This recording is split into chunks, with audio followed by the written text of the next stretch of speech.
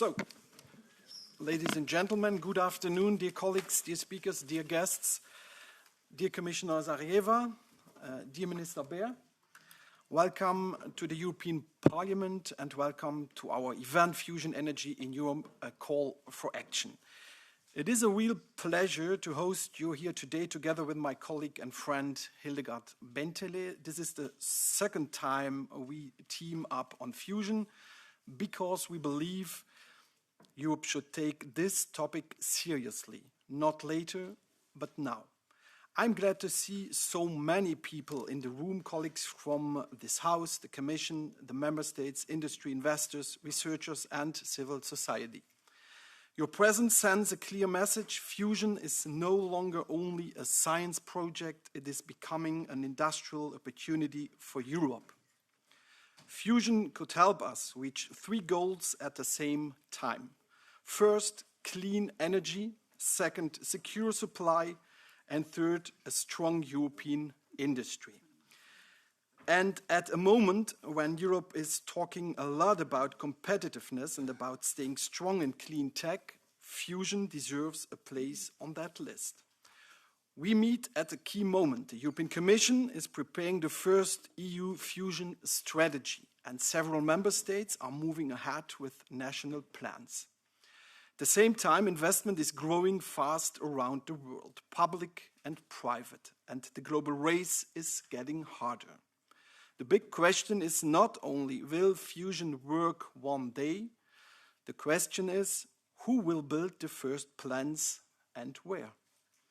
Europe has what it takes to lead: top research, strong industry, and a growing number of private fusion companies.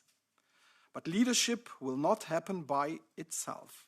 We need clear rules, and we need rules that fit fusion. Today, many rules in Europe were built for nuclear fission. Fusion is different. The risks are different. The technology is different. And the step from pilot projects to first plants needs a pathway that is science-based and proportionate. If we treat fusion exactly like fission, we risk slow and unclear steps, longer permits and higher costs, and that can push projects out of Europe. So what do we need? We need a predictable and innovation-friendly way to license fusion projects. We need clarity that fusion should be treated as distinct from fission, where this makes sense, while still applying the right rules on radiological safety, waste, decommissioning, and liability. And we should aim for faster timelines with one-stop procedures for first projects.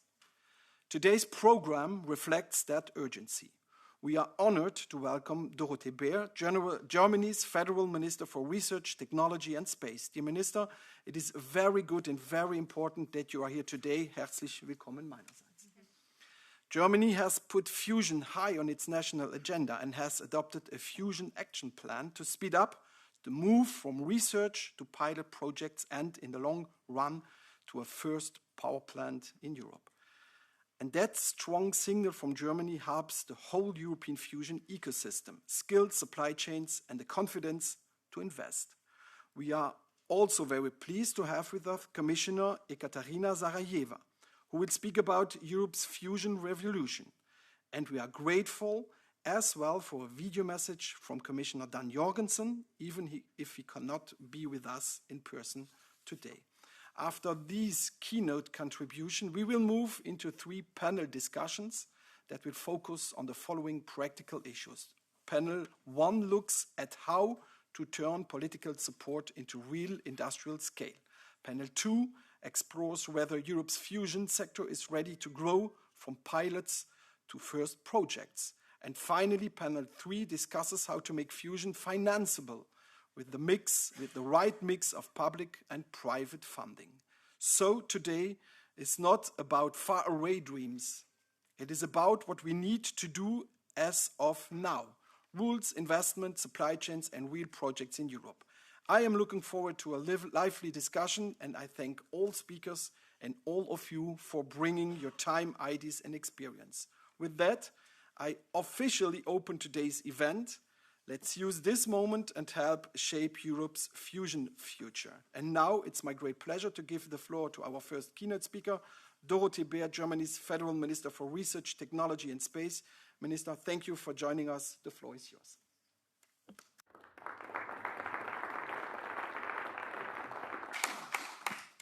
Mr. Arimont, Mrs. Bentele, dear Hildegard, Commissioner Sarajeva, my dear friend Ekaterina, so great to see you again, ladies and gentlemen from politics, from science and industry.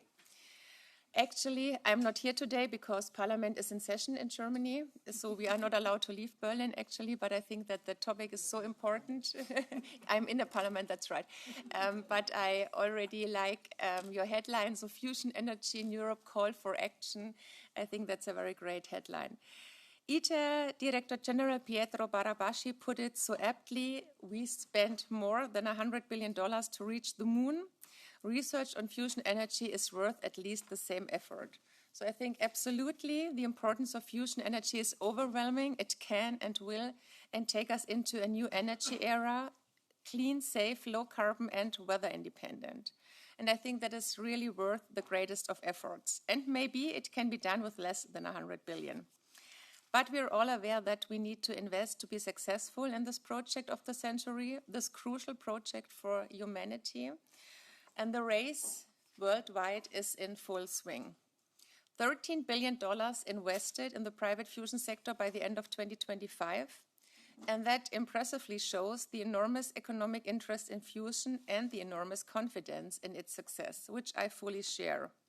However, where was this investment of 13 billion made? 53% in the United States and 34% in China. There's no way to sugarcoat this in terms of the private capital. Europe needs to massively catch up in international competition. A competition which affects everything: our technological sovereignty, our energy sovereignty, and by all means, tomorrow's value creation. Overall, more of it must happen in Europe again. This is a big challenge, but it involves major opportunities. And after all, Germany and Europe are in a good position. And we can become even better to win this competition. Therefore, it is really good to be here today. And even the more, our Chancellor said it's very important too today. And of course, it's no coincidence. It's, of course, it happened right away. That's why it was very smart of you to have this conversation today. Therefore, your call to action comes at just the right time. We have clearly outlined our German pathway in the high-tech agenda Germany. It makes unmistakably clear what fusion means to us. And Ekaterina, at the end of October, you've been there at the high-tech agenda Germany kick-off in Germany with Friedrich Merz. We are very happy about that. And now we are here in Brussels today. What else could it be than an outstanding key technology, one of the fundamental technologies that will determine whether or not and how we will control the future of this planet? Now, how exactly will we pave the way to a fusion power plant? Our action plan provides a very specific answer. We will create now in Germany 3 fusion hubs, 3 centers of innovation. They will pool and coordinate all activities, governmental and private sector activities. There will be 1 hub for magnetic fusion, 1 hub for laser fusion, and 1 hub for the cross-cutting topic of fuel cycle and materials. We want to move more quickly from the technology to application, pooling relevant expertise, speeding up the pace, and this is the direct road to a power plant. We are currently forging a roadmap with the help of the FIA project. It analyzes technologies, it identifies strengths and weaknesses, and it highlights dependencies in a joint effort with science and industry. And we will present the first interim results in March at my ministry's Fusion Congress in Berlin. So maybe whoever is interested to show up not only here in Brussels, but in Berlin is more than welcome. Ladies and gentlemen, Germany can, wants to, and will play a major role, but our real strength depends on joint European efforts. We are strongest together, or in other words, only joint action gives us enough strength to take a pole position. This is why Germany is substantially involved in the large-scale ITER project and is part of the Eurofusion consortium, to name but two examples of lively cooperation in Europe. And being strong together applies not only to the partner countries, the European community, it also applies to joint action by politics, by science, and by industry. Particularly the partnerships between the industry and science are the key to success, to major breakthroughs. To put it quite clearly here, it is not just about the construction of the first fusion power plant. Much more is at stake, the creation of sustainable supply chains, and altogether a completely new value chain, from mechanical and plant engineering to suppliers and logistics, and ultimately energy supply. So, ladies and gentlemen, there are still many critical voices speaking out against fusion energy, though less loudly, but sometimes even in the German parliament, sometimes in the same party, different meanings and different voices. But let me quote some of them. So I quote, "What nonsense," or "It is super dumb to make tiny fusion reactors on Earth," or "None of us will live to see a fusion power plant that operates." Two of these are comments to my ministry's post by Instagram users. One of them was posted by Elon Musk on X. If you do not know already, you may now guess which of the three is which. But seriously, let us teach our critics that they are wrong, not just to show that we did know better, but because we do not want to miss this once-in-a-century opportunity. As you all know, the European Fusion Strategy is planned to be published in early 2026. That's what the European Commission announced. So Germany and the Federal Ministry of Research, Technology and Space, we will become involved, working hard and at a full speed, just as you all do. So let us move ahead together. We have an excellent science sector, we have a strong European partnership, and we have a common vision. And we have all we need to ensure that the flame of European fusion energy will ultimately light up most quickly and brightly. So thank you very much for your effort. You have the effort of the German government as well. And thank you so much to both of you that you are, as the members of the European Parliament, are really pushing it forward. Thank you so much. And I'm really happy to be here with you today. Thank you.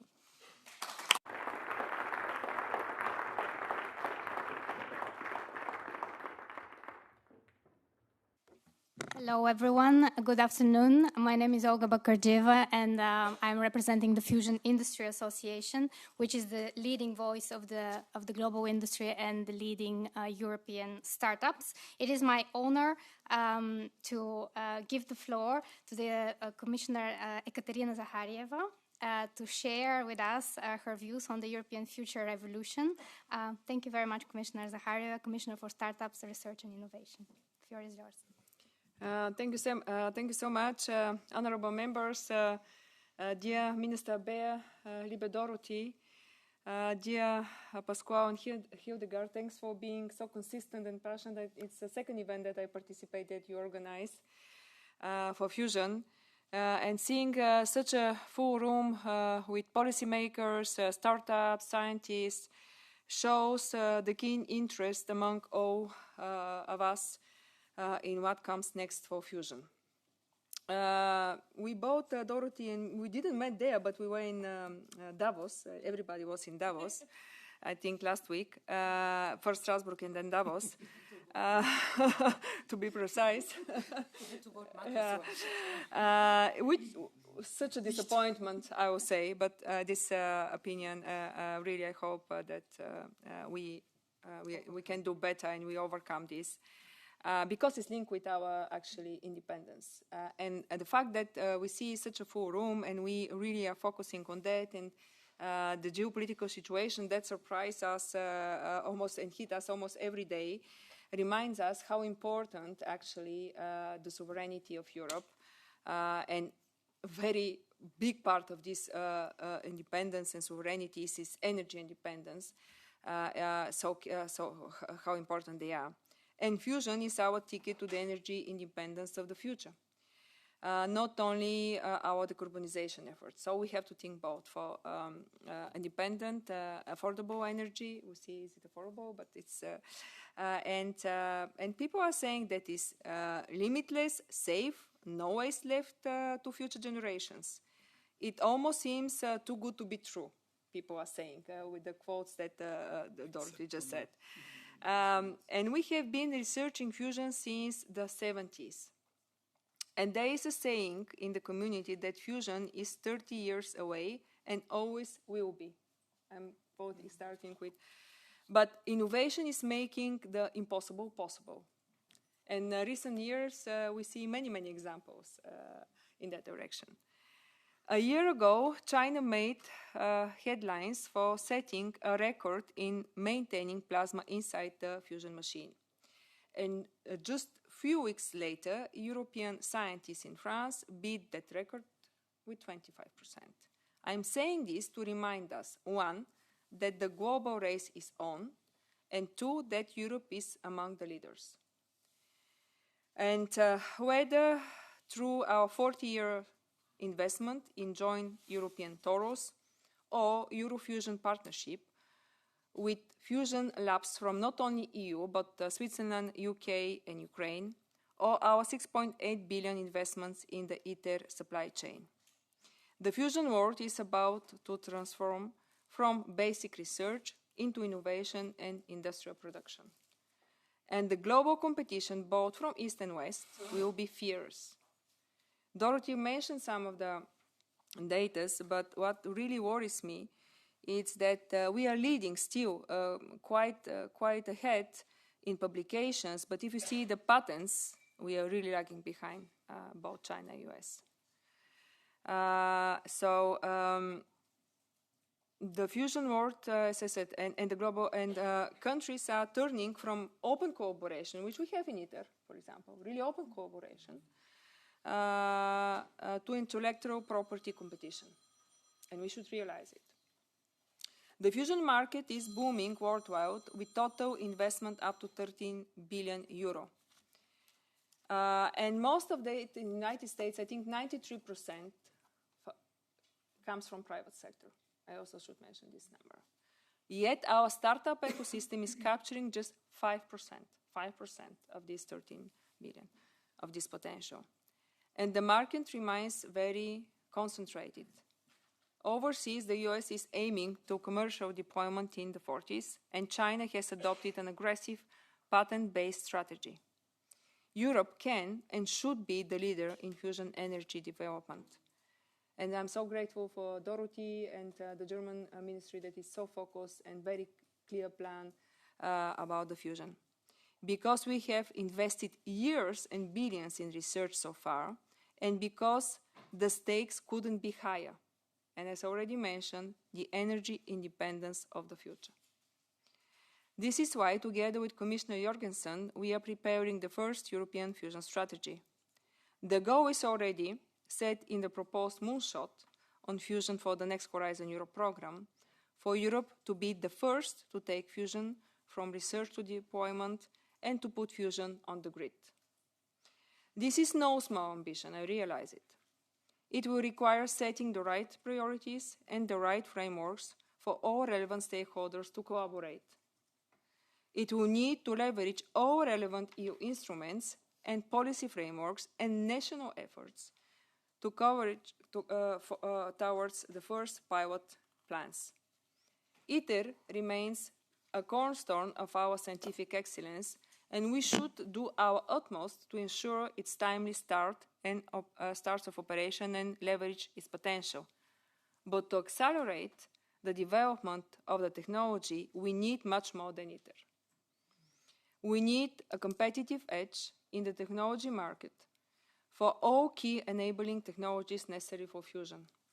We need focused investment along the full innovation chain in order to build the industrial base and supply chain, so that private developers and some of pioneers are today in this room. At least this is what I have in my list. I hope I'm not wrong.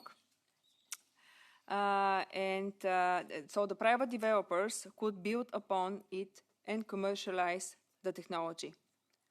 I know you are all eager to know when the strategy is coming. Please be a bit more, give us just more time, a bit more time. We are going to stick to the schedule because we have a lot to cover, from R&I and startup to enabling regulation, international cooperation, and economic security aspects. But our ambition is to come up with implementable actions, starting right now, before the strategy, and not general promises for how big support of and how important the fusion energy is.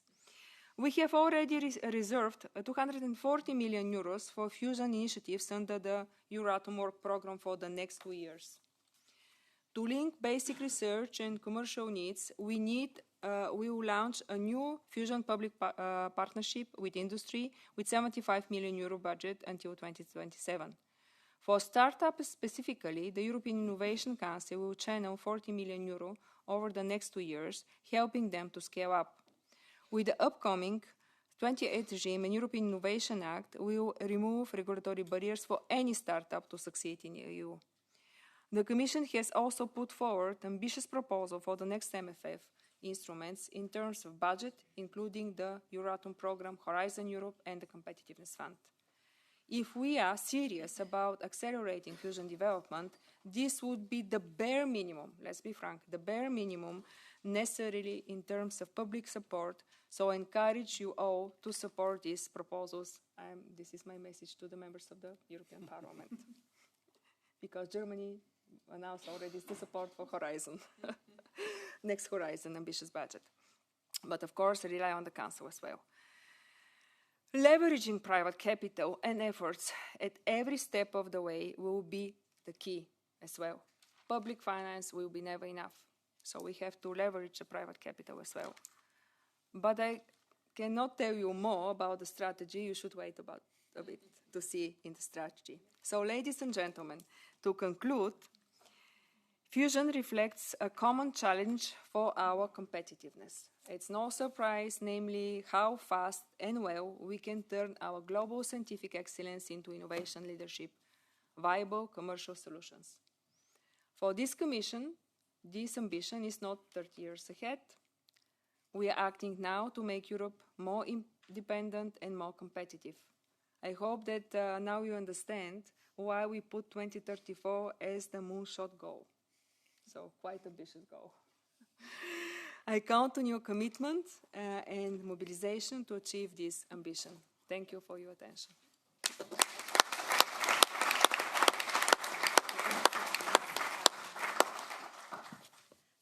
Thank you. Thank you very much, Commissioner. Very promising. We're looking forward. With that, I would like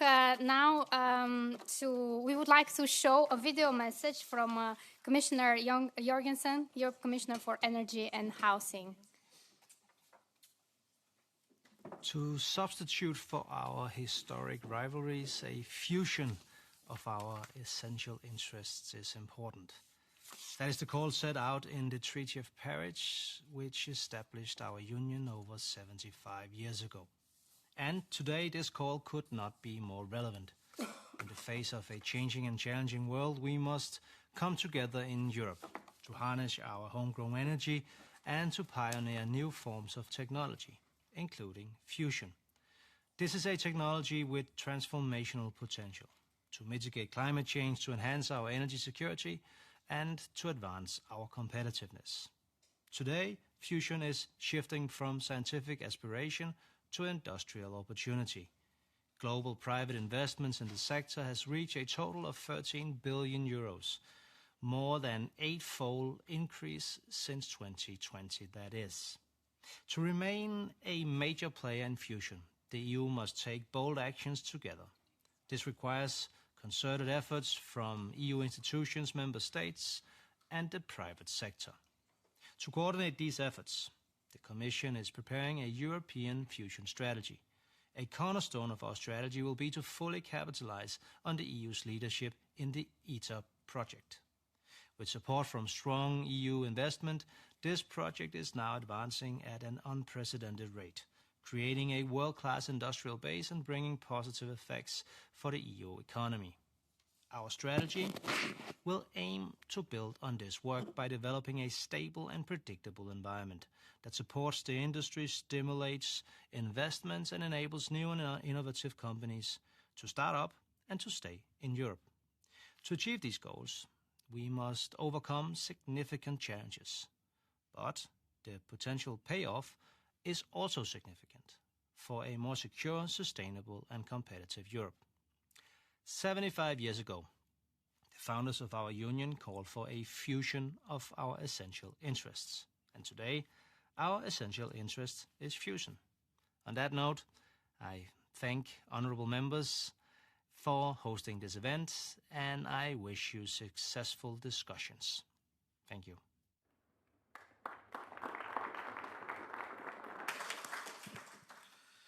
So thank you, dear Commissioner Jorgensen, from here to today. And thank you, Commissioner Zahaeva, for being here and for your remarks. Like you said, we do not this strategy in order to pronounce beautiful words. It will be somehow a call for action as well. That has to be dealt with here in the Parliament and in the Council. So this is a thing that we will work with and on. But in order to give you something concrete for your strategy, we have written a call for action. It is here on that paper that we would like to give you. And in that call, first, we ask for clear rules that fit fusion. Second, faster and more predictable permitting for first projects. And third, credible risk sharing and funding tools that unlock private investment through milestone-based support and strong public-private partnership. So we would like to give you this as a conclusion of that conference, but you could integrate this paper in your strategy completely. It's a good thing, so you can do that. Thank you. And if I may add to that, we are very honored to support also from industry this amazing initiative, Mr. Arimont and Mr. Bentele. Thank you very much. Thank you. May I also ask, can we organize that photo? Yes. Yes, can we? The Commissioner? Commissioner? Commissioner? Could we make a photo with you? Can we maybe ask, also the supporters from the industry and other MEPs that are in the room that are behind this, please, Mr. Tonin and others that are supporting. We stay here? Yeah. Let's go. Just everyone behind this cause, MEPs and industry, please gather.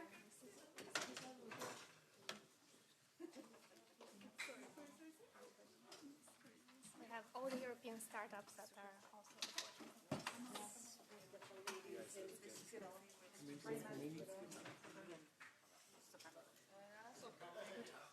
Is the chair? I had a chair stupid. You cannot move it away. Well, maybe behind us. Let's put it behind us. To the side.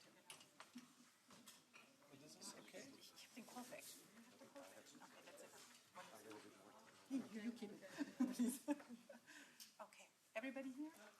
Can you see everybody? The photographer decides, you know? Yes. Okay.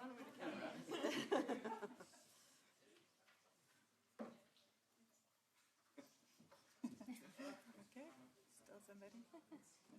Okay, thank you for that. Aber den Daumen. maybe come from.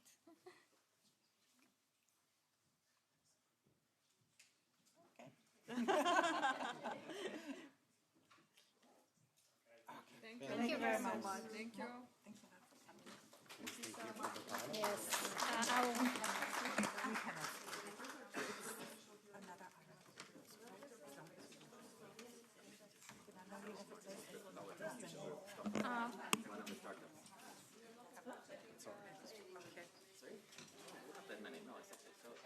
I would like to call all the panelists for our first session, please, to join here on the stage. Maybe you.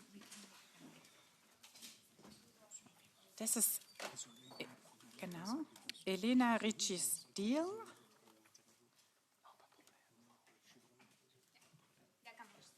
Okay. Super.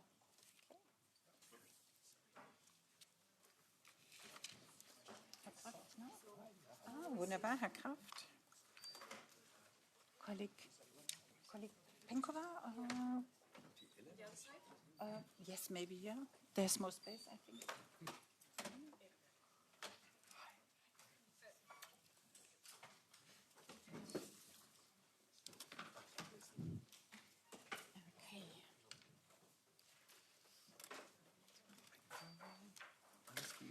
Okay, we have everybody?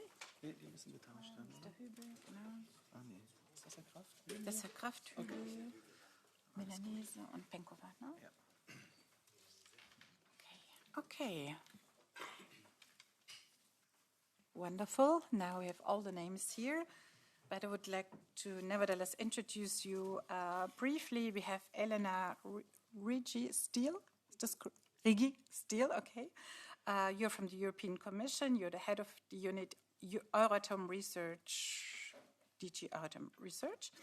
Lucio Milanese, the co-founder and chief external affairs officer of Proxima Fusion. Most welcome.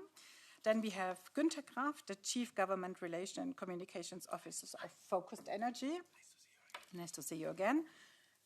We have Michael Hübel, the deputy director general acting of DG Energy. Most welcome too. And we have our colleague Penkova. Thanks a lot for coming from the ITRE committee. Thanks a lot. So we have just 20 minutes. We will be very sharp and tight. And I would just throw the main question of this panel to all of you. So each of you had 3-4 minutes max to reply. We will talk about the opportunities and the hurdles. So your pitch is on. Mrs. Stiel, you want to start? Okay, thank you very much. No pressure. You're underestimating how quickly I can speak. So I think that you want to know all about the upcoming fusion strategies and how we could shift Europe from a research leader towards commercialization-oriented fusion pathways. I mean, Commissioner Zakharieva really set the scene on this, because the fusion strategy is a result of a complex process of consultation of all stakeholders, both private and public. And, we have seen what the results of the scientific experiments are, both in magnetic and in inertial confinement. So this has given confidence that we can do it. But what remains, and that's far from trivial, is how we go from a purely scientific endeavor to a technology-driven program that will solve the last technology gaps that are needed to deliver a blueprint for a pilot plant, the last step before a first-of-a-kind power plant, and at the same time building on the supply chain developed by ITER. So, the Horizon Europe proposal of the Commission has the ambition for the EU to be the first to put fusion on the grid. The moonshots are an exercise to demonstrate this seamless transition from basic science to deployment, and certainly fusion is developing to be a casing point and most probably the blueprint for this. So this is the essence of the fusion strategy for me, a technology-neutral strategic framework that will demonstrate how to operationalize this ambition and deliver a path to commercialization of fusion as an energy source for energy independent and sustained decarbonization of the planet. That means that this framework is multifaceted and, as I say, multidimensional, with actions in different areas. Is no mean feat to put this together, as also my colleagues in DG Energy can testify. We're working together every day. So while this strategy will be published soon, that does not mean that we have to sit on our laurels and do nothing until this is published and the instruments are in place and the funding is in place. In fact, we have already launched several initiatives.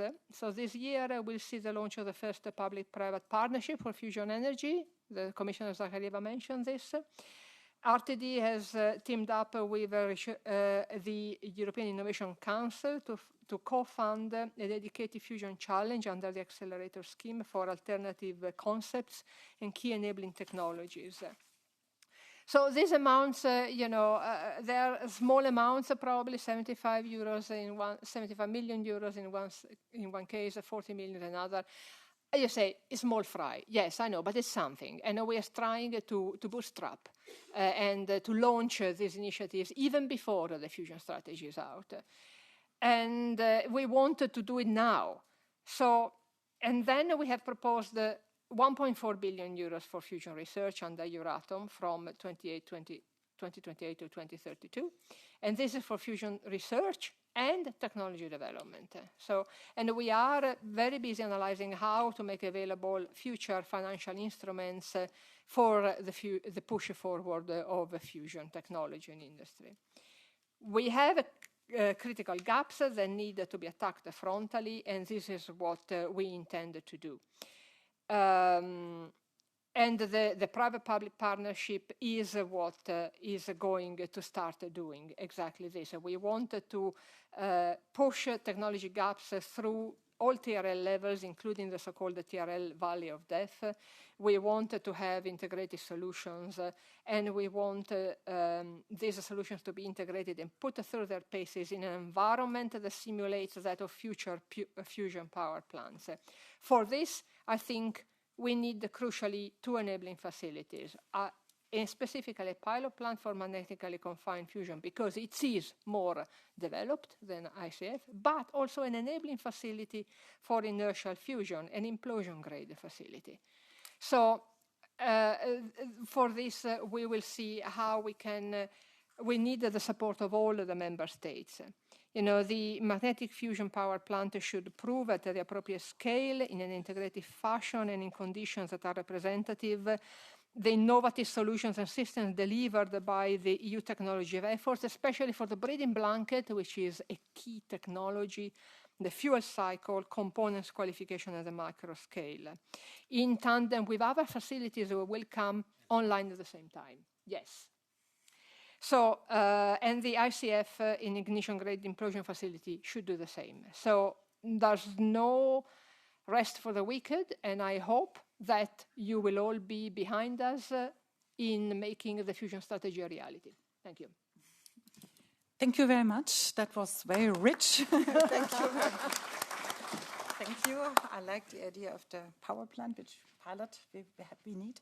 I would like to give the floor to Tsvetelina to have the insight from the Parliament, and then I would go back to the Commission, this time on the Energy DG. Perfect. First of all, thank you so much for having us here. As the Commissioner already pointed out, the full room emphasizes once more the importance of the topic we're discussing. So I'll try to stick to the time frame, which is 2 to 3 minutes, and be very brief in terms of the question posed. So I would focus on 4 main areas in terms of what we need to do to deliver the results in the medium to long term, because here it's very naive to be speaking about short-term results. So first of all, we need very clear political leadership and guidance from the Commission, and I think with the first part of this event, this was more or less given, with the 2 commissioners giving their strong support and political will to be pursuing what we call a strategy now, but probably an asset with a real economic value in the near future. Why do we need that? Is because the investors and the innovators, they do need some clear signals and clear timeline with targets and goals we need to be achieving. Otherwise, it's going to be quite impossible to be speaking about the real development of fusion energy within Europe. This was the first main point. I'm going to do them in the way I believe the chronological achievement of each one of those 4 steps should happen.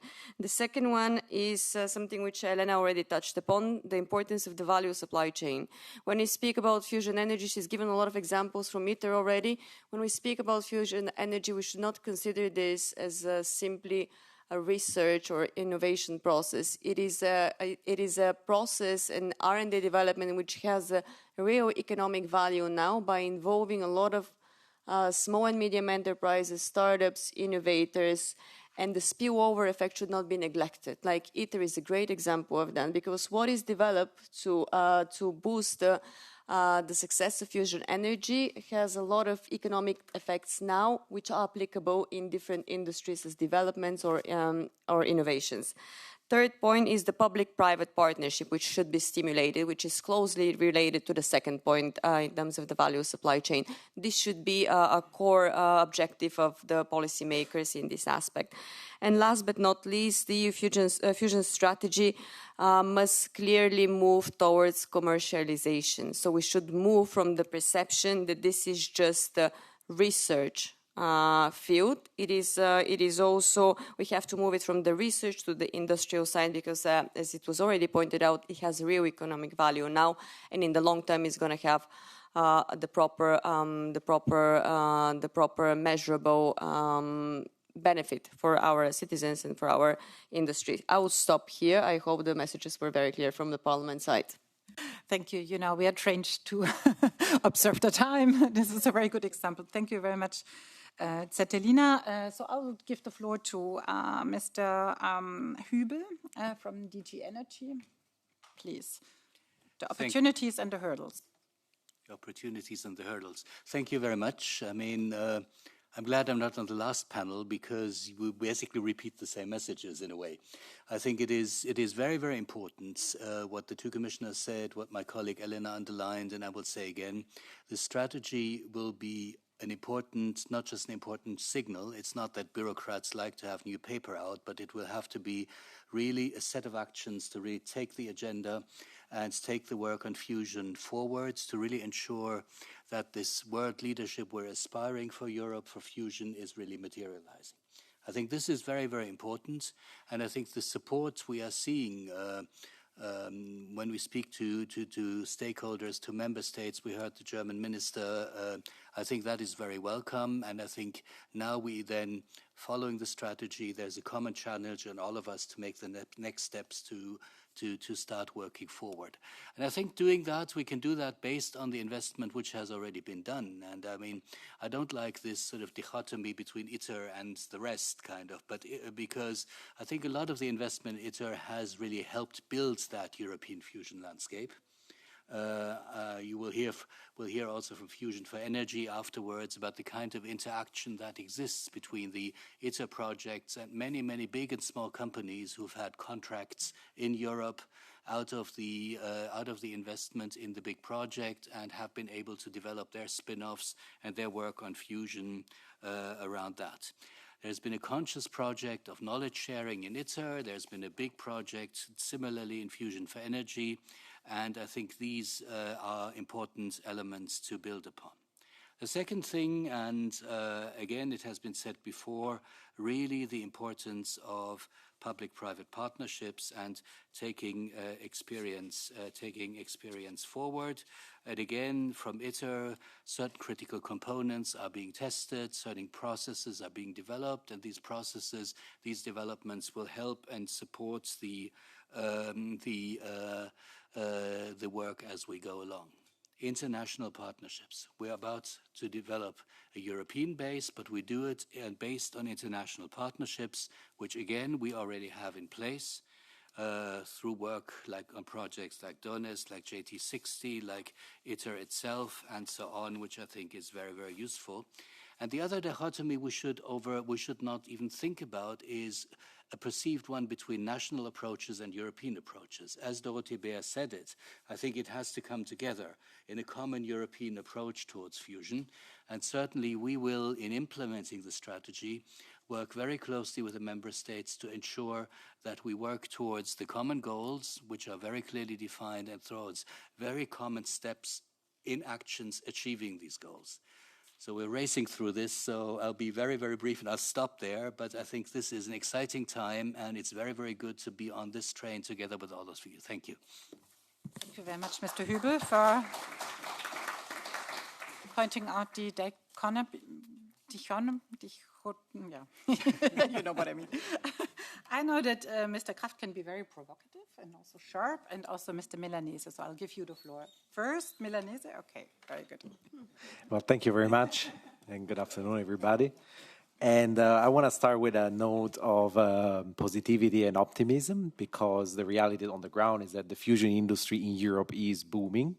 When we had this meeting last year, the number that was quoted about total investment in Europe versus global, it was 2%. Now we are at between 5 and 10%. Of course, we should be at 20, 30%, but certainly 2 to 3x, and the others are not sleeping either. In the US and China, also more billions have added. I'm proud, together also with my colleagues, Focus Energy, to have contributed to moving the needle on this number. Proxima has raised a total of 200 million euros that are now being invested in Europe, creating jobs, developing R&D, working with small and medium enterprises. We have a team of nearly 150 people between our different offices in Germany and other countries. So now on to what else is missing, right? Do we need? Of course, the big ask when we're setting like this is always capital and regulation. So we need to be able to unlock the same multi-billion euro investments in the private sector that are unlocked in the United States and in China. And we need to think in terms of how do we mobilize something like 10 billion euros for the private fusion industry in Europe over the next budget cycle. And I think 60-70% of that can come from the private sector, purely private. If there is a strong anchor of, let's say, out of the 10 to 3.5 billion from the public sector. This doesn't have to be all EU money. It can also be a combination of EU and member state money, local government. But we really need to make sure that we have this tool and we have this leverage, thinking in the billions and thinking like the government puts €1 on the table, the private sector should be putting at least 2. And then my colleagues and I can go and fly to London, Singapore, Frankfurt, Boston, and raise the private capital. Of course, there are also some other concrete asks on the front. For example, like the innovation fund should be reformed, that this doesn't cost anything, so that some of the proceeds from the sales of the CO2 contracts, CO2 contract emissions can actually go to finance fusion. Right now, it's not possible because of some rules about immediate reduction of CO2 and also some general limitation on nuclear. Fusion is different from fission, and this is one small reform that doesn't cost anything on the EU. Of course, it needs to be very clear, and there needs to be a clear mandate in the scale-up fund and in the competitiveness fund. Fusion projects should be allowed on a competitive basis with any other project. Then, of course, we also want that private companies are held accountable for their milestones, and indeed, we want to provide clarity and to work with governments at all levels to create a joint roadmap. If clear, like was said, we're going to have first technology development. For example, Proxima are working on magnet demonstrators, then net energy demonstrators, then first fusion power plants, and then eventually the full commercial fleet that doesn't need any more public support. And on this front, also collaboration with member states and also sub-regions is very important. The minister president of Bavaria, Dr. Markus Söder, announced a few weeks ago that the government of Bavaria intends to build, together with Proxima, overall, they intend to build 3 facilities. That's what they say. The 2 on magnetic confinement fusion, 1 on laser, and the 2 on magnetic confinement fusion are a net energy gain demonstrator to be built in Garching, near Munich, and a first-of-a-kind fusion power plant, Stellaris, to be built in the former site of RWE fusion power plant in Remmingen. And of course, we've been developing a very strong partnership with RWE, and this is exactly the sort of activities that we need to catalyze more, and the kind of visionary involvement in fusion technology that benefits Europe and Europeans as a whole. And a final comment generally, of course, the strategy needs to be ambition. I mean, the fact that, of course, we say put electricity on the grid in 2034 is ambitious. China has announced a couple of weeks ago that they want to be the first country to put electricity on the grid with the best machine in 2030. So this is achievable. I mean, this will not be a first power plant, but it's basically using something like ITER and linking it to the grid to make some electricity. I think it's very important if this happens because, and I was actually talking to a minister from the Bavarian government who was happy about this because he was like, well, okay, it may happen in China and not in Germany, but we will know that the technology works and we will know that this is a worthwhile investment and we will be pushing for this and we will know that what we spent so far was well spent and that we can actually get this done. So ambition is good. And one last point, and just support for the supply chain, integrating especially technologies, for example, like high-temperature superconducting magnet tape manufacturing, that for which we don't have manufacturing in Europe at scale. This should also be a part of the fusion strategy. Thank you very much. Thank you very much. And the final word goes to Han Graft of Focused Energy. And he's very focused, I know. Thank you, and thank you for the credits. However, I'm trying to draw you a different picture, and I want you to take the path reverse. Because why do we sit here? Because we want to build power plants, fusion power plants. And if we take this into the future, we want to build a lot of them and enlighten Europe and electrify Europe. So this is where we look at it, and then we go the way back, reverse it. And the positive side is where we're going to go, but what are the hurdles there? And I give you some examples. Everything what Lucio said and everybody said is right, but I'm taking you into the practical manner of it. Because we want to build a pilot plant. If we want to build a pilot power plant, we need, I'll give you an example of it for the industry now, we need probably 10 times of the laser diodes of the world's production today.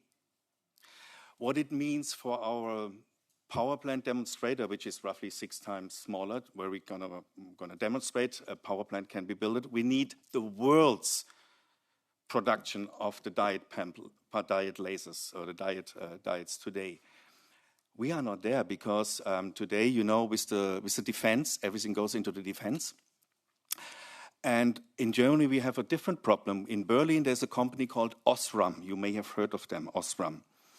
They have the facility to build diodes for us, but they stopped it because the orders from China stopped because China is building that now on their own. The second thing is, if we're going to do this, we need to stop building this by hand. We need to robotize and put this into scaling and production. So it's about scalability of it. And this is just the diode pumps. So what have we done for our facilities? We have a site, Biblis, it's a former fission site. And we already built one facility, and the second one is in the building. We want to open it with the lasers in October. You are invited, by the way. However, guess where we have to buy, where we bought the diodes currently? And this is a practical hurdle problem. We bought it in China.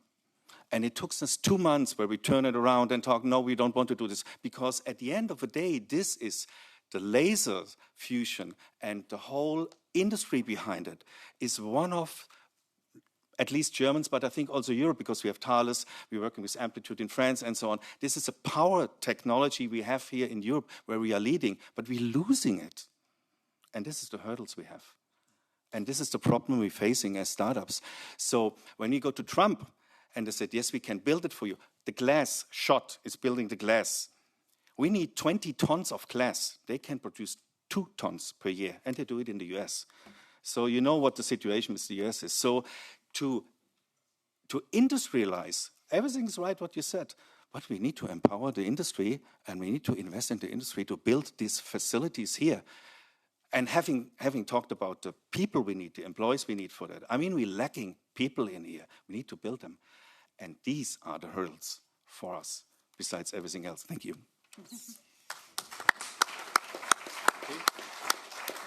Did I promise too much? But this is why you're talking to 3 members of the industry committee. Because this is, we thought it's an industrialization strategy also, because we have to re-industrialize Europe. Yes. I mean, I'm coming from the raw materials perspective, so these problems are very, very common. And so we need a whole rethinking and awareness, but I think the awareness is there, but you described how big in the field of fusion energy, the hurdle is. We took note of it. It doesn't disencourage us. We know about it. We take it as a challenge, and we will try to build this in our strategy. Also, this aspect which you mentioned, it's very important. Our primary materials, or however we call it, the fuel, and the industrialization strategy, which we also need. We have an eye on that. Be assured. With this, I close my panel. I think I just crossed the time about 3 minutes, so and I leave it to Olga for the next one. Thank you to all of you, my panelists, for joining and for your contribution.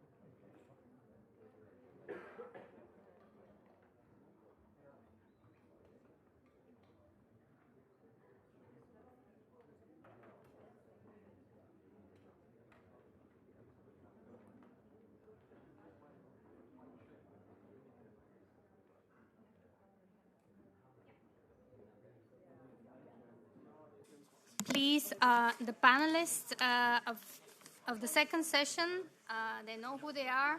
Mr. Tonin, Edoardo Fiorentini, Lex Kors, Marc Lachasse, and Anders Wolf. Please join me.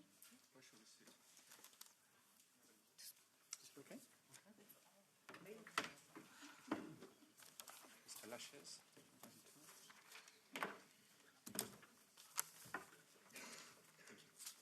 Thank you. Everyone is here. Perfect. Let's just kick it off. I'm glad to have here Mr. Matej Tonin, member of the European Parliament, also Edoardo Fiorentini, head of the Magnetic Fusion Initiative Development from ENI, Mr. Lex Kors, president of the European Data Center Association, of course, Marc Lachasse, Director of Fusion for Energy, and Anders Wolf, the CEO of Subra and the Vice Chair, Board of Directors of the European Fusion Association. Thank you very much. I do have a lot of questions, but first of all, just because this panel is going to focus on the supply chain, and in the first panel, of course, we addressed regulation and a little bit bigger framework.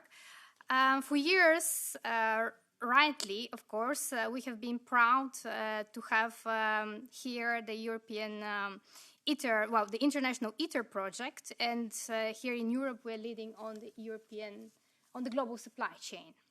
Right, this is great, but the supply chain that serves research is not the supply chain that delivers the power plants.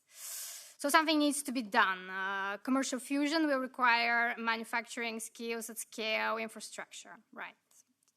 There is also something else, which is also bringing the attention to the strategic point here. If Europe does not deliberately build its own fusion supply chain now, it may end up deploying fusion components from outside, so being even more and more increasingly dependent.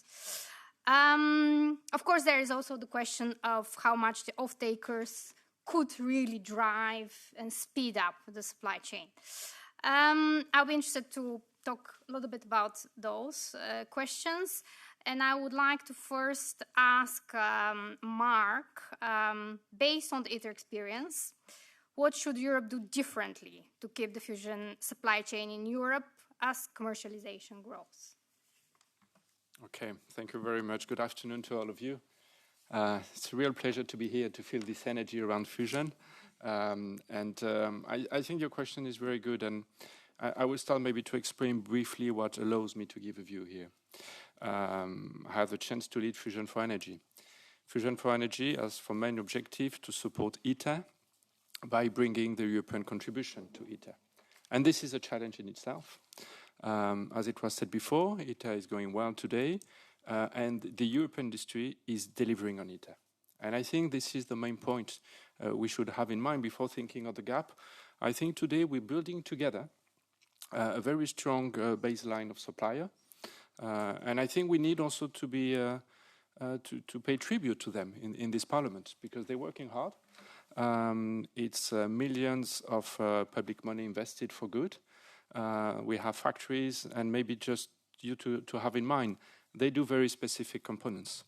First of a kind, or often single of a kind, which are unique, which are beyond the usual requirements of the industry, and they're going really the extra mile. And I think then we can assess the gap, but really the basis is very strong.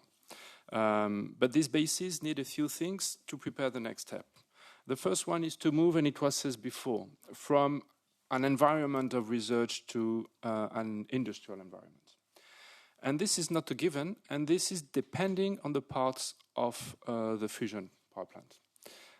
I think on some of them, there are still things close to R&D that need to be cracked, where the effort is around research. We need to find new materials. We need to find how to breed tritium. So there are a few very, very deep challenges still to be addressed. But on the other side, I think it's time to leverage on what was learned in building ITER in terms of buildings, for instance, or other type of equipment in terms of vacuum vessel. And a good example maybe is an Italian company called Water Tosto. They build vacuum vessel for ITER, and now they export this technology by selling this to the Spark project. So this is also a way. So industrialization, standardization. I think also what the industry wants, and that we should come, is a visibility about standards, codes, and norms, because this is helping to anticipate the investment and to make sure they aim for a return for investment. And I would say let's not forget, because it's very important in fusion and everywhere, the skills function. This is a people story as well. It's been decades working on fusion. We feel that we might need a few other decades. This is coming close, but this means that at least a few other generations will work. So how we make sure we help the supply chain on this challenge to grow people, to grow competencies, it's part of the vision of Fusion for Energy. And I think, again, we have a very good, strong base, and we're working hard to work on this possible gap. Thank you. Thank you, Mark. Matej, I'm moving to you. Is Europe at risk of repeating past supply chain dependency mistakes? For instance, the first panel, Mrs. Bentele mentioned about the raw materials. Comes to mind rare earths to me and others. But are we at the risk of repeating if we don't take action now? So, what do you think? Yes, indeed, we are. That's, I mean, the Olympic Games of the European Union. We are repeating the same mistakes all the time. So I'm sure that we will do pretty much the same. That we will debate a lot, think a lot, and the time will fly, and other continents will go further with the development. So that's a pretty common thing here, to be very short. Shortness appreciated. I think it's definitely. But I can tell you more what politicians can do if you want. Are new in the parliament. Yeah. I mean, you ask a specific question. I replied specifically, but we as a politician, we simply have to deliver what we are talking. And it's not our role to discuss about the technology, about the research. This is the work of experts and scientists. That's not our work. So we have to deliver supportive environment. And when I'm listening, Madam President of the Commission, Ursula von der Leyen, and when I'm listening Commissioner Jorgensen, they are saying that we will reach our climate targets in 2050 with a mixture of renewables and nuclear. That's, you can check, that they are saying. But when we see if this is the fact that we will reach with this mixture, does nuclear has the same treatment as the renewables? And the answer is no. So, and I'm asking myself how we can expect from an athlete who is running that he will be the gold Olympic medalist, but at the same time we will take him half of the lungs out. He cannot perform. Simple.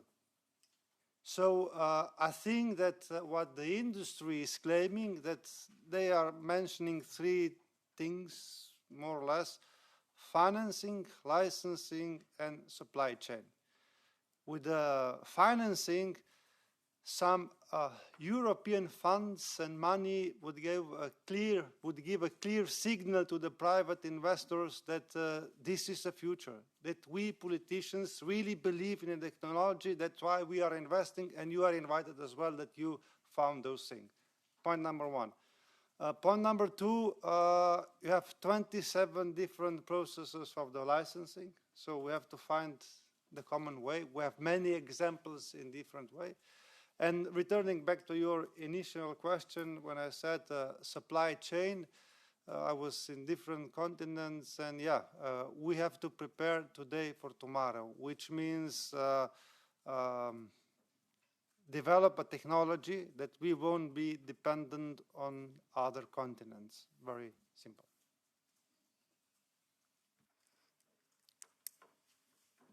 Thank you. Eduardo, to you, from your point of view, is Europe industrial base sufficiently prepared to address the fusion-related manufacturing and infrastructure demands? Thank you, Olga. Thank you, FIA, for organizing this event, and MAPs for hosting us, and to the possibility to present our view. For sure, as said before, Europe is in a leading position, and has been also thanks to Fusion for Energy, to all the work. As Mark has said, some suppliers has now exporting their technology that they have developed thanks to ITER abroad, and in new pilot facilities where we are investing also. And so we are in a point where the supplier have started on a one-time project like for ITER, so there is the need for establishing a longer and new type of investment for them in order to keep this leading supply chain over time. There is need of project, and so we welcome also the initiatives from the Commission for a public-private partnership, because this would enable more investment from companies, and would enable also the supply chain to keep alive this technology advancement that they have. For sure, also an enable environment will be needed. So when we are speaking on regulation, we are not speaking at a regulation only for developers, but an enabling regulation would also enable more projects to be on site and developed in Europe, and so for the supply chain in Europe will be more easily accessible this project. For sure, all in all, the supply chain will not be able to proceed alone. There is the need for partnership, there is the need for policymakers, for industry, for startups, for energy companies to bring together the forces, because fusion is not a battle that we can beat alone.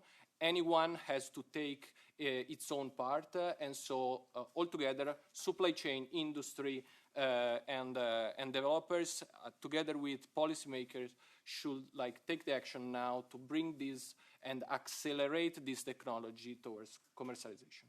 Thank you. Thanks, Eduardo. You mentioned to bring together all the forces, and I want to move the discussion a little bit into the direction of the demand side signals and the partnerships, which could be driving this. So, Lex, what do you think? Large energy users often shape the supply chain through the demand signals. Could the data centers realistically play that role for fusion in Europe? And if so, what are the conditions that we need? So the question is my microphone on? That one. So the question is basically, is Europe fusion ready for scale? My answer is no. And I don't want to throw a spanner, but it's always good to have the industry invited because we look at things differently. The world has changed. Until a year ago, global cooperation worked. Technology was shared. Failure was acceptable. Balance existed. That era is over. The United States now runs technology like a company. Winner takes IP, supply chain, markets, and sovereignty. Europe no longer has time or money for political landmark projects that do not deliver strategic advantage. Cost reality is simple. SMRs, 55 to 75 euros per megawatt hour. Current fusion concepts, above 120 to 200 euros per megawatt hour. Green hydrogen, even worse, 200 to 400 euros per megawatt hour. So for the digital economy, AI infrastructure, digital sovereignty, anything above SMR should not even be considered. But there is a good side as well. Most fusion today is neutron-heavy thermal and will not beat nuclear on cost. It remains research, not energy infrastructure. The only fusion pathway that structurally seems to make sense is aneutronic fusion with direct conversion, not deuterium-tritium. No steam cycle, no thermal sealing, lower damage. And importantly, if that could work, we also have space engines at our hand. So, SMRs is the backbone till from 2034 onwards, generation 3, 2040, generation 4 SMRs for the moment, more interesting. And then we come close to aneutronic breakthrough. AI will change the game here, because historically materials survive extreme heat and shock, took 25 years to 30 years to develop. With AI, designing, simulating, and learning continuously, we can realistically compress that time to 15 years, which lands exactly in the aneutronic fusion breakthrough window. So that's where I would like to go. Thank you, thank you. All eyes on the data centers. Thank you. We will use a lot of energy. Anders, I'm coming to you. Yes. Now, you've been patiently waiting. Trying to. Which fusion supply chain capabilities could also serve other strategic industries, like now was mentioned the data centers, and how can Europe capture those spillover deliberately? Was mentioned also earlier, previous speakers. Fantastic question. I would like also very much to thank you for Mr. Arimont and Mrs. Bentele for hosting this event, and for you, Olga, and for FIA for stepping up here. I'm both the CEO of Supra, a Danish superconductor company, so I am representing supply chain. I'm one such company. I'm also the vice chair of the European Fusion Association, 70 companies, which also includes the entire value chain across fusion in Europe. And we're happy that there are so many here today, and that the organizations are working together to push on this. Maybe a very brief comment to Lex's part. We are technologically agnostic, so don't want to choose yet what could be the best way forward for fusion. There are possibly many ways to do fusion and to have energy on the planet coming from that source. To your question, to develop fusion, no matter which technology, we need cross-cutting developments of innovative solutions. So that's within material production. It's within, for example, the superconductor parts that I'm representing as well. Vacuum parts, heat management, power electronics. It's a wealth of precision manufacturing which Europe stands strong on. As Mark said, this is what has been done and leveraging ITER to the state that ITER is today. The fantastic machine hopefully coming alive very soon. But we have this strong supply chain in Europe, and that needs to be fostered even more. And I think the key part that you're raising here, Olga, is to what else could we be using these technologies for? There's a wealth of different applications and markets that can be using these technologies and the strength in the European supply chain. For the superconductor part, it's easy, the power grid. Cross-border electricity transmission with no losses. For vacuum, we have research, we have other semiconductor fabrications and so on. From the lasers, it's also over to the semiconductor fabrication and so on. For the metallic composition development companies selling to other sectors like aerospace, there is a wealth of applications and markets that can sustain the European supply chain. But it's not enough if we want to gamble and bet on European supply chain being strong enough specifically for fusion. Then we need budgets and we need allocation of resources now to build up. And you also had a question to me about some of the workforce related to what we need there. It's clear. We need tens of thousands of engineers, technicians, who can do all what I just said. They need to go into the companies, and they need to work directly with the power plant developers. That is a key to success, to making a supply chain, and to having a strong fusion base in Europe, for Europe. Thank you. Thank you. I would like to ask one question to all panelists. And maybe if we have 2 more minutes, I want to open for the public. In one sentence, what is the single most important action Europe must take to be ready for the fusion supply chain, scale up, ready for commercialization? From your perspective, in one sentence, I would start with Mark. Okay, getting tricky. I would say in one sentence, we need to be bold. We need to be proud of what we've done today, learn from a mistake, and work together as a European team, because I think this is the only way we have to win what seems to be, I think, a battle. Let's be clear. So work as a team. You have a FOI commitment to play each share. Thank you, Mark. Eduardo?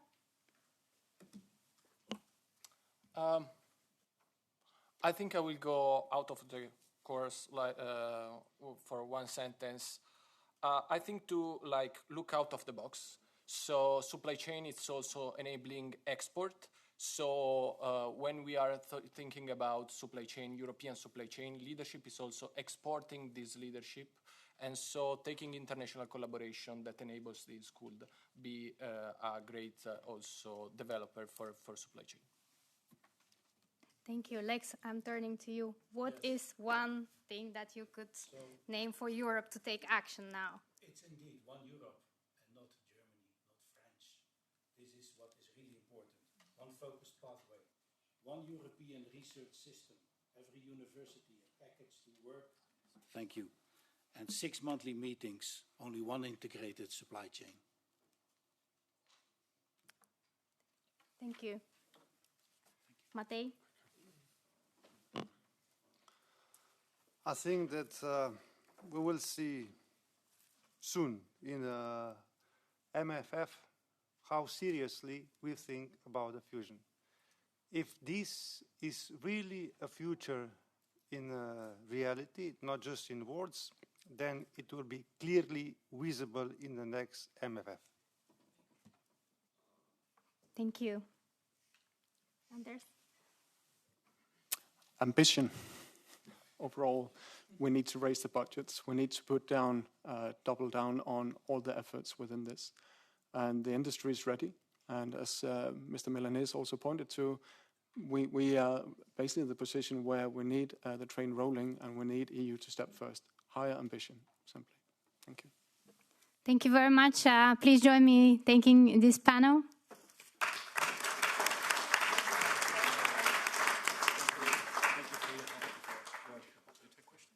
Well, maybe if there is one quick question, or yeah, there's one quick question. Sir, please stay. I did. Thank you, Olga. I think I'm afraid it's more of a comment than a question, but just very quickly on Mr. Kor's remarks on specific levelized cost of electricity in electronic fusion. I think it is a bit unfair to take the levelized of electricity today for fusion because we don't know what it looks like yet. And it's a bit like saying what is the levelized cost of electricity of the first solar panel or the first wind turbine that's been ever installed. Of course, it's not competitive. You know, nobody says that the first fusion power plant is not competitive. But when I think about the power in the data centers, I'm thinking if data centers are like 20, 30% of the electricity demand in Europe and globally in 2045, in 2050, I know my US colleagues are thinking around the same, and fusion is ready by then, is competitive, how do we power that? And then in electronic fusion, as a fusion scientist, and I'm not a businessman, I'm a PhD in planet theoretical plasma physics. It's not too far from cold fusion in terms of scientific solidity and ability to make power. So it is a bit better than cold fusion, but it's not a technology on which to bet. So if it doesn't beat the cost of energy from an SMR, which it will never do, because we looked at it, if you are double the price, where even the SMRs are now under development, and that price will also come down. And we need to have sovereignty of AI. We need to have sovereignty over the digital economy. This is what we're talking about, not about, is this a nice project? And this is the only project that we looked at, came up with, that can beat SMR on the cost. But it's looking at 2050, not at 2030, not at 2040, roughly 2050. Is it worth? I believe it's worth. And, you know, meanwhile, we will just bridge it with SMRs until we have something really good and not something that will never, ever be, let's say, good enough and energy cost-wise feasible. Don't forget the digital infrastructure is looking at the lowest cost for energy. That's why we run on clean energy all the time, carbon emission-free SMRs, and we love to have fusion, but fusion that makes sense from a economic value, and including space transport. So you knock two things in one row. And technology-wise, it's 80% possible. The hard part is, let's say, the engineering. That's about 30 to 50%. So if we solve it, we're at a 40% bet, which is extremely high for a technology choice.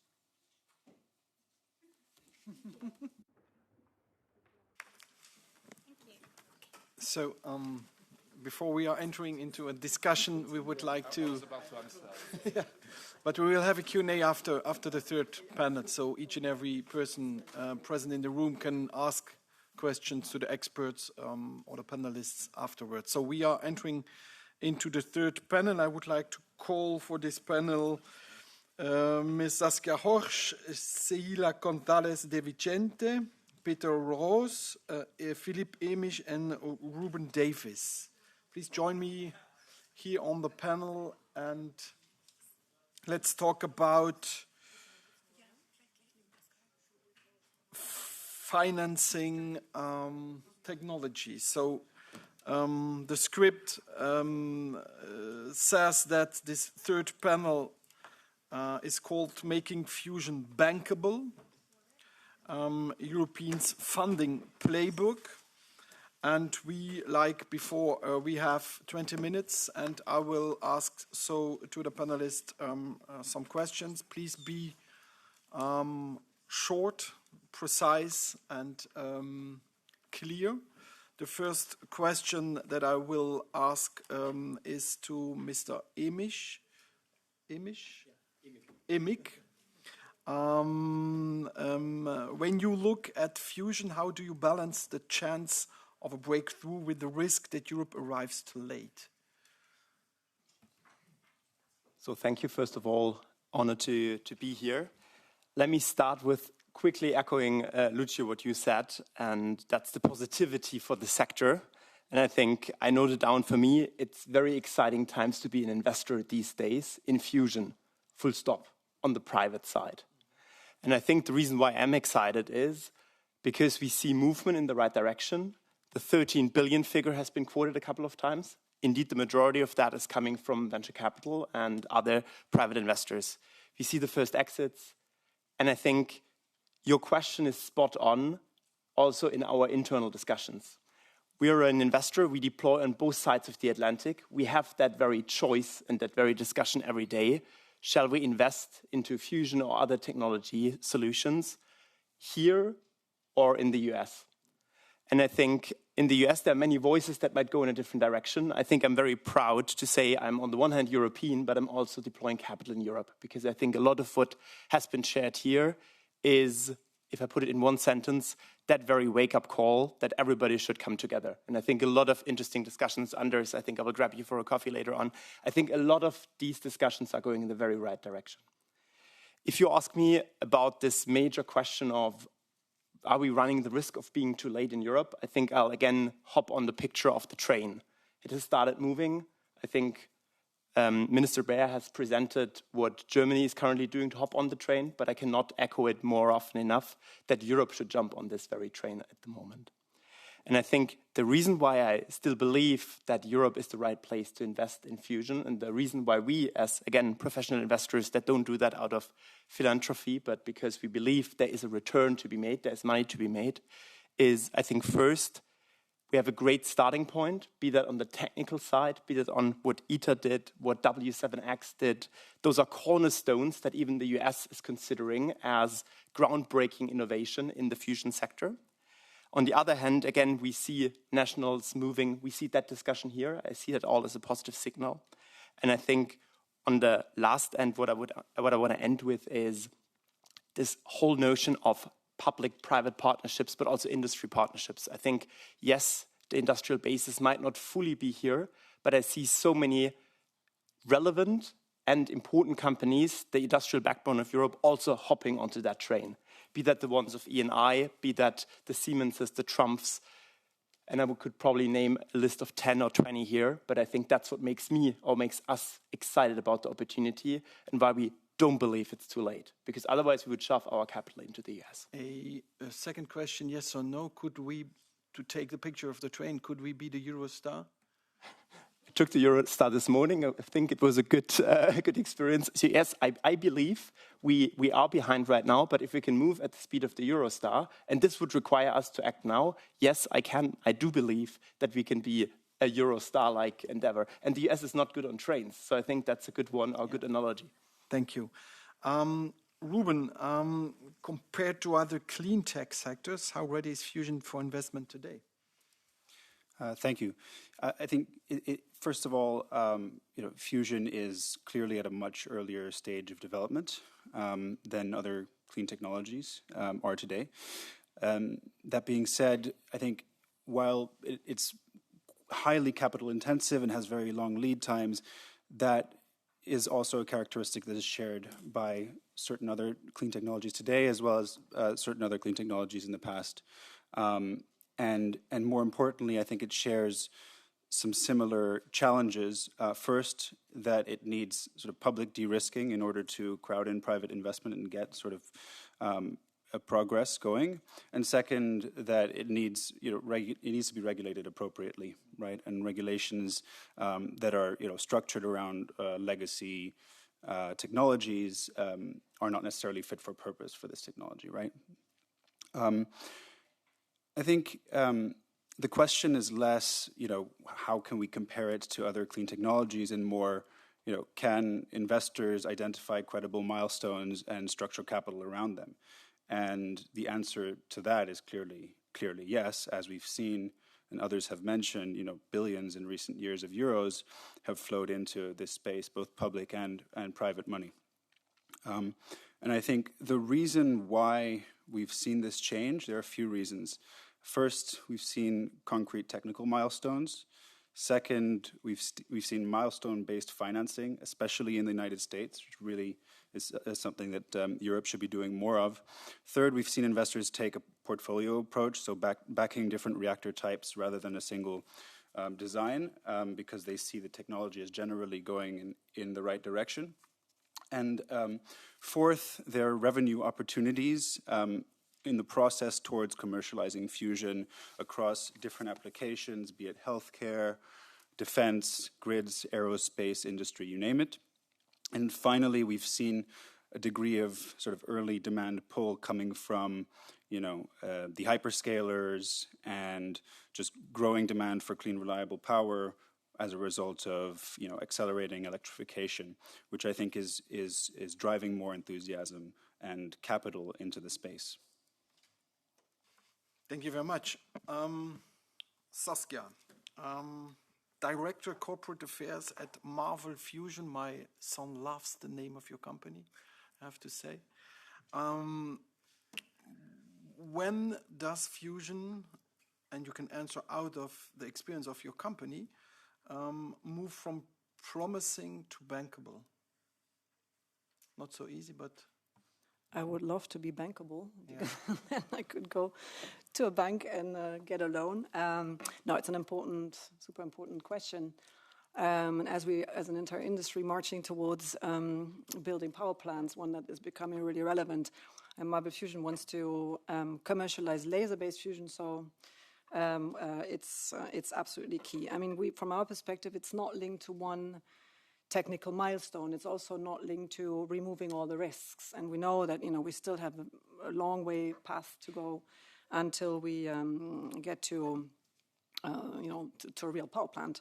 But we do enter a stage where we're moving from a lab experience to infrastructure. So, all the industry, all our peers are now moving towards different stages of infrastructure projects, tech demonstrators, and then first of a kind, and maybe in between scaling facilities. So if I would go to a bank now and ask, they would say, go away. So what do I need to do to basically get to bankable? I think one area that is really limited, that is really important, is that the technology is bounded. So you don't need to have a full-fledged power plant design. You also don't need to have a full answer to all the questions, which is always, in the debates we're told you don't have answers to all the questions. We don't need that, but we need to have a risk that is manageable, that is shared, and we need to make sure that it's limited. So I think that is an important one. So clear plan design is definitely one thing. You need to have, need to demonstrate that the systems work together somehow, and you need to show that performance and cost stay within what you have defined. I think from a point of view of Marble Fusion, we're moving exactly into that direction. We have last year delivered a pre-conceptual design study together with our partner Siemens Energy. We're now preparing for the next design phase, and I think, ambitious timeline by 28 is when we're expecting to get to that design phase that is required to call the technology risk-bound. Second, and very importantly, for investors to step in, is that you have some sort of risk share, right? So I think state guarantees will be, and they can come in different forms and shapes, will be absolutely key, because that will lower the cost of capital. It will turn technology risk into infrastructure risk, and basically investors can finance execution and not a physical enterprise, a physics enterprise.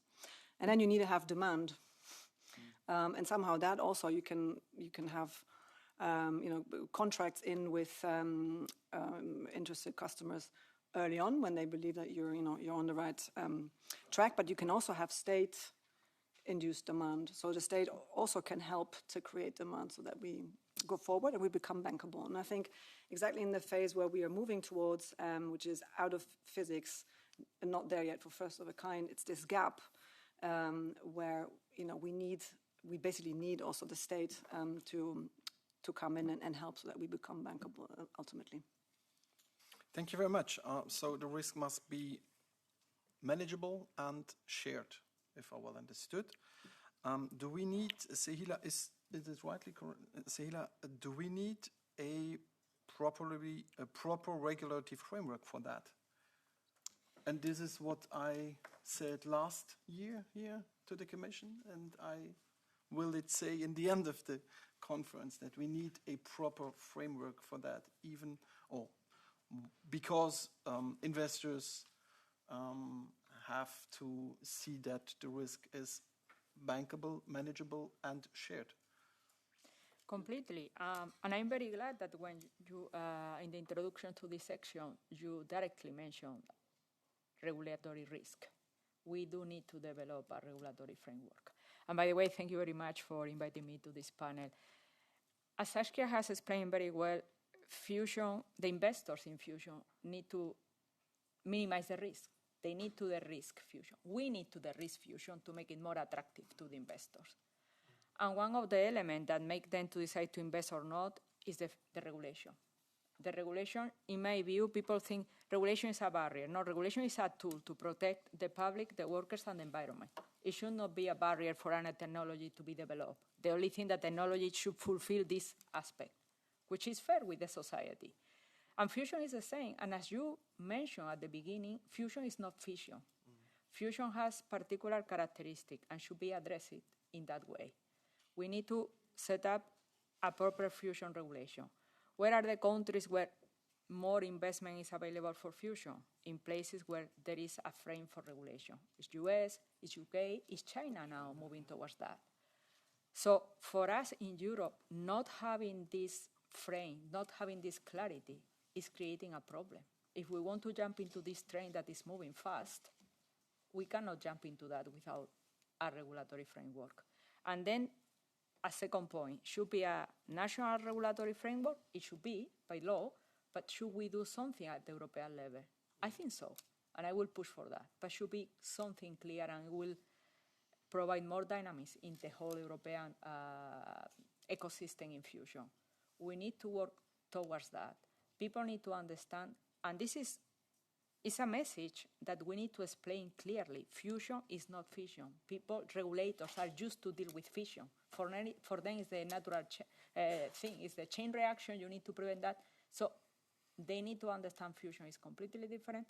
Let me to include a little bit of propaganda, but I think it's very adequate to that. We are having a course on safety and regulation for fusion at the end of February in Barcelona, hosted for FIA, to explain that thing to regulators, to whoever who is attending, that by the way is almost all out.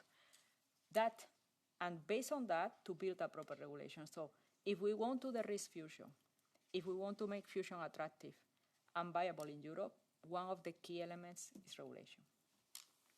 Key message understood. Peter, you are the CEO of Novatron Fusion Group. How important is the PPP, the public-private partnership, for a company like yours? Thank you very much for having me.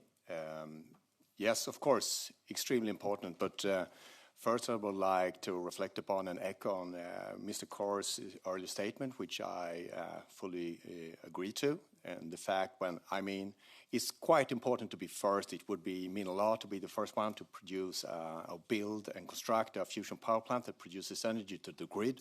But even better is to be the one that outcompetes the alternatives on a levelized cost of electricity perspective, of course. And projections definitely provide us prognosis that we can actually do that. So that is the promising part of this. All right, so Novatron, by the way, if you can't really recall on how we do things to realize fusion, we are basing our concept upon a new version of the mirror machine, which we call the Novatron, which is a way to solve a fundamental issue with fusion when it comes to magnetized confinement of fusion, which is stabilizing the process, fundamentally lowering the technology risks and the complexity of things, which thus lowers the costs and time of developing this technology. We have been the first company funded, supported by grants from EU, which is we are, of course, very much appreciate, which echoes into this private-public partnership aspects as well. But we're also, so far, the only company, private company that has actually built the first machine on the roadmap towards a fusion working energy production facility. So, all right, so less than 10% of private equity is invested here in Europe in EU, 90% on outside, right? And I mean, if grants and other type of national as well as EU support is great, of course, but approximately at the best a third of these type of grants will be what we are expecting to have for funding our journeys. 2/3 is evidently then private capital. So the private-public aspects is very important. So how can we expect with 10% of the private equity to be the one that is in lead of developing this technology, actually realizing fusion power plants, to have a significant part of the total fusion market when it comes to be the tier one at actually having concept companies building these very advanced technologies? Well, we need to do something differently, obviously, right?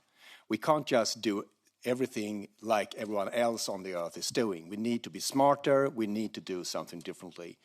Also, taking into account that the ITER project is a tokamak project. None of the existing EU companies is a tokamak-based company.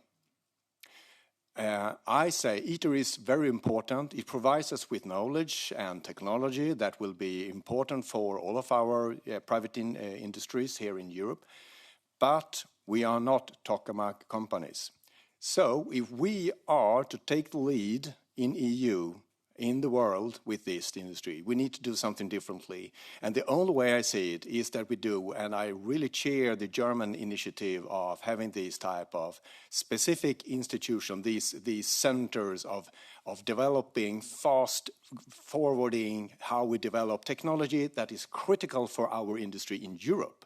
Material science, the fusion cycle things, that is further on, too far away on the roadmap of ITER. We need to do something in parallel to that to accelerate the development of private industry in Europe. Thank you for those clear words. We need to do something different is the key message. I agree on that. For you panelists now, one question left. I have 3 minutes, but we can do it in 30 seconds. So for each person, what is the one thing Europe should do in 2026 to unlock investment? I will begin with my first speaker, Mr. Emick. 30 seconds. I would say play a team sports. What I mean by that, first of all, we need to get on the pitch. That's my train rolling analogy. So get on the pitch and get on the pitch as many different players as possible. That means on the financing side, private equity, venture capital, but also public pots of capital and strategics. But I also mean the whole aspect of public-private partnerships and industry partnerships I was advocating about before. So I think if you need one catchy phrase in even less than 30 seconds, it's play team sports. Thank you. I like football, so I understand what you mean. Ruben, your page. Yeah, sure. First, a mindset shift. Recognize that we are significantly behind the US and China here. And so the one thing, aside from regulatory clarity, would probably be public funding tied to technical milestones, which can then crowd in private funding. Perfect. Sehila? Okay, fast. I will join to the play as a team, and in particular, I will make a lot of emphasis in including the industry in the roadmaps, in the decision. We are all belonging to this ecosystem. The needs that all these industry, these startups have to go further, they need to be included in roadmaps, and this should be the way to open the door to them, to these facilities, to the knowledge that already Europe has and is a leader. So private-public partnership play an important role, but think as a team, not people competing each other. Perfect. Saskia? Yeah, with the upcoming EU fusion strategy, my clear plea is treat fusion as a moonshot. It's already characterized like this in the MFF, because that will allow prioritization and less haggling between different departments. Second, create or bring together the industry. So a public-private partnership, as my colleague said, is super key, but that needs to be a program, milestone-based, where investors invest and then you get state chair. That was to my point before. And three, we need to bring in all the instruments that we already have, because there's plenty around to finance all of this, so that private capitalist attracted state comes in, and so we have a real risk share model. Thank you. Last but not least, Peter. A great MFF outcome is, of course, fantastic for all of us, but it's not happening in 2026. So adjust the criteria on the Innovation Fund to make it possible for us to get access to that type of money now, this year. Thank you very much. I thank you all for your participation at that third panel. Good answers, clear messages that we have to work on. Hilde and I and all the others working here in the Parliament, and that leads me to give the final conclusion words to Hilde. Yeah, thank you very much. I think that was extremely rich, extremely diverse. It was high-ranking. So I would say, in general, we made a big step forward in a year, but we also heard that time is pressing. And you made it very clear. I think also our colleague made it clear in the budget negotiations, we have to set priorities. So first of all, I would like to thank you, all the speakers, the participants. And I think this exchange today leaves no doubt industry is stepping up. The investors are interested, I put it that way, and the technology is advancing rapidly. So the ambition is there, and now we have to meet this political momentum, which is very clearly, I think, that we have the statement of the Chancellor today. It couldn't be better. And I think this is why our call to action is also very important. It sends a clear and united signal from policymakers and industry alike. Fusion matters for Europe's energy security, for our industrial future, for strategic autonomy, and for decarbonization. We don't want to forget about that.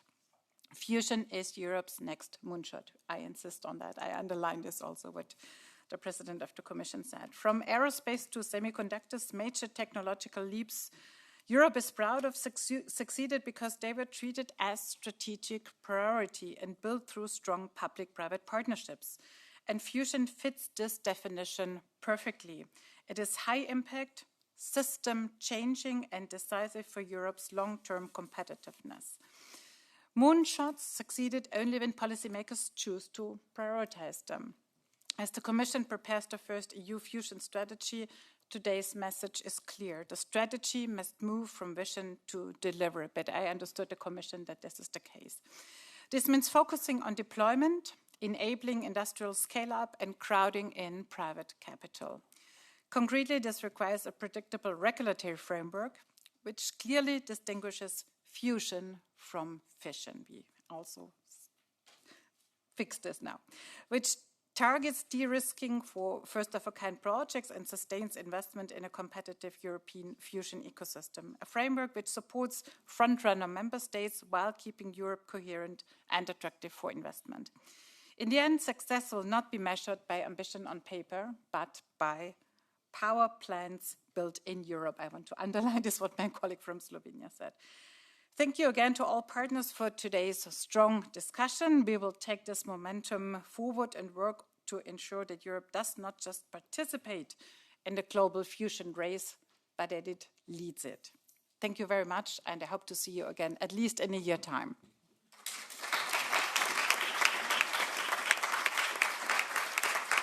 I would like to conclude with my colleague Hilde by saying thank you to all of you for being here. The first conference that we had at about 80 persons present in the room. This time we had 150, so the next time we will have 350. But what I wanted to say is a big thank you to you, but a big thank you to all the persons who organized this, especially our teams, my assistant Cliff, who did brilliant work to make it possible here. And we forgot one thing. I was quite shocked by giving the floor to Hilde, not to give her the floor, but I forgot the question and answers, the Q&A session. So we could, yeah, if you have questions that you want to ask to the panelists, please feel free to do that, yeah. I hope the speakers are still around, so... No questions? Perhaps the young lady in the back. Thank you. Juliette Portal, journalist at Science Business. I'm a bit surprised there were no mention of climate change, or almost none. We're talking about bankability, about mobilizing investment. Isn't helping Europe meet decarbonization goals one of the main arguments, if not the top arguments, for industry to go to investors with? Or doesn't it work at all as an argument? Thank you. Who would like to answer this? It speaks for its own, but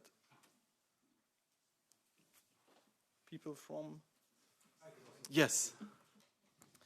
So I think, of course, fusion was born and is still being pursued with the primary goal of decarbonizing globally. Unfortunately, if we had been a bit faster and maybe also with a little bit further investment, earlier involvement in the private sector, we would have fusion today. But that's not the case.